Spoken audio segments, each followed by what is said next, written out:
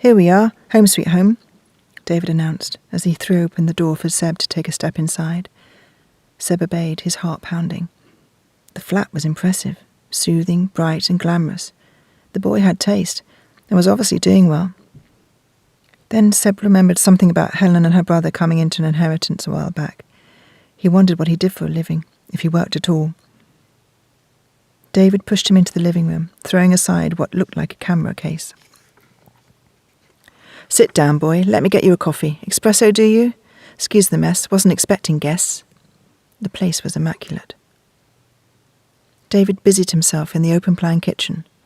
A large breakfast bar separated the two areas, living and cooking.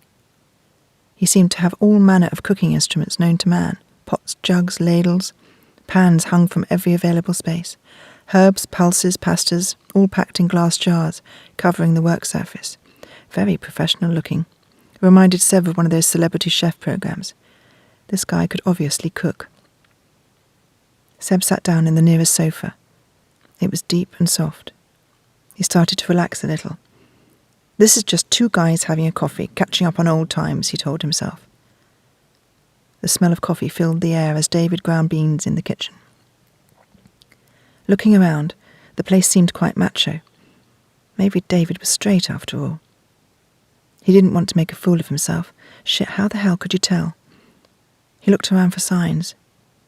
Everything was beautiful. Art, sculptures, flowers, the decor simple and classy.